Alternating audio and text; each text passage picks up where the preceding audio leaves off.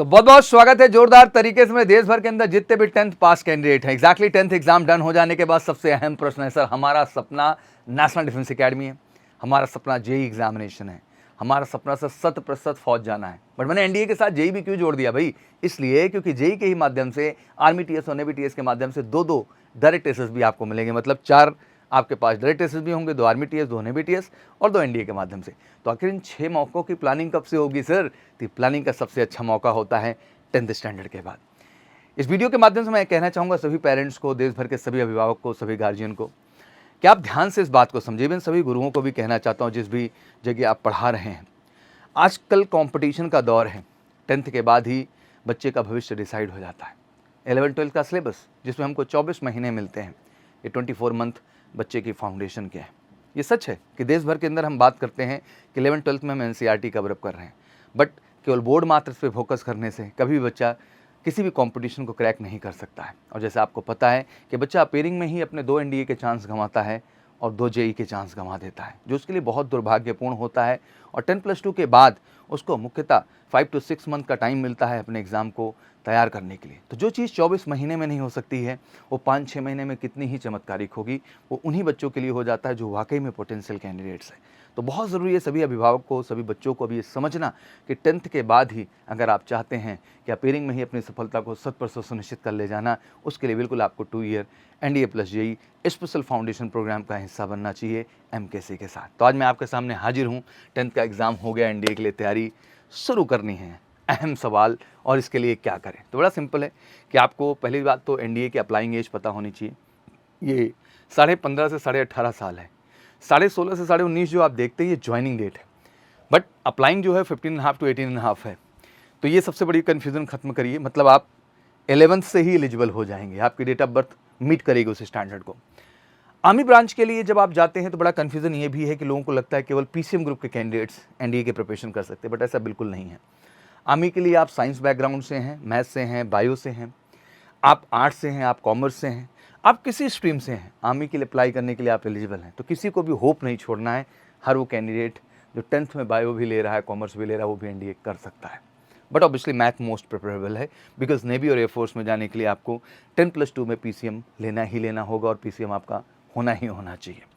साथ ही साथ सिलेबस क्या है, जब हम एनडीए एग्ज़ाम की बात करेंगे जो कि 10th के अभी बच्चे हैं, 2026 सितंबर में पहला अटेम्प्ट आपका होगा। तो मौलिक जिम्मेदारी बनती है कि आखिर 11th का वेटेज क्या है एनडीए एग्ज़ाम में, 12th का वेटेज क्या है एनडीए एग्ज़ाम में। तो ध्यान से देखेंगे तो 11th ही 60% रोल अदा कर रहा है और 12th 40% रोल अदा कर रहा है। दोनों मिलकर के एनडीए का 100% रोल अदा करते हैं। मतलब ये सिलेबस कहीं और का नहीं है। आप एनडीए एग्ज़ाम में जा रहे हैं या जेईई एग्ज़ाम में जा रहे हैं, कहीं ना कहीं आपके 11th एंड 12th के ही सिलेबस का सबसे बड़ा रोल है। तो आज 11th एंड 12th के जो टॉपिक पढ़े जाएंगे हमारे यहाँ, वो बोर्ड तो पहले प्रायोरिटी है ही है सब्जेक्टिव पॉइंट ऑफ व्यू से, एनसीईआरटी के पॉइंट ऑफ व्यू से, बट पैरेलली एनडीए और जेईई के प्रीवियस ईयर क्वेश्चन भी उतने ही इंपॉर्टेंट है जिन टॉपिक को आप कवर कर रहे हैं। फॉर एग्जांपल आप सेट थ्योरी पढ़ रहे हैं, फंक्शन पढ़ रहे हैं, तो उन पे बेस्ड जो जेईई, उन पे बेस्ड जो एनडीए के प्रीवियस ईयर क्वेश्चन है, उनको भी अप्रोच करना उतना ही ज़रूरी है। और हमारे कैंपस में वो चीज़ आपको कराई जाएगी और आपका आत्मविश्वास बढ़िया किया जाएगा।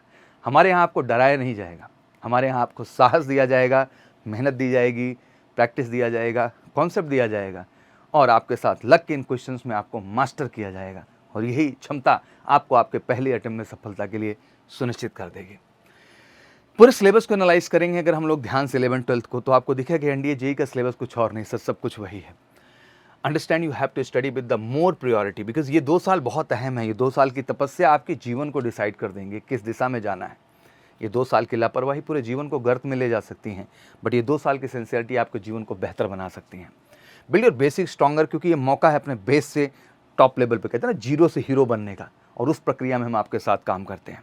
ऑब्वियसली फौज में सफलता में कई चीज़ों का अहम रोल है। एकेडमिक सब्जेक्टिव तो है ही, बट पर्सनैलिटी, कम्युनिकेशन, हर प्रॉस्पेक्ट ज़रूरी है।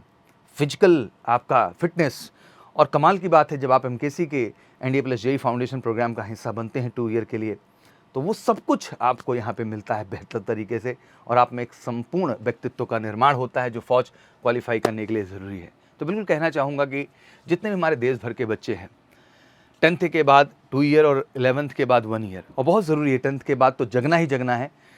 बट अगर कुछ बच्चे डिले कर दिए हैं, मतलब वो 11th में इस बार एग्ज़ाम दे दिए हैं मार्च में, तो प्लीज़ आप जगिए, क्योंकि आने वाला सितंबर एग्ज़ाम में आप एलिजिबल हैं। 11th जो बच्चे एग्ज़ाम दे चुके हैं उनके लिए कह रहा हूँ मैं।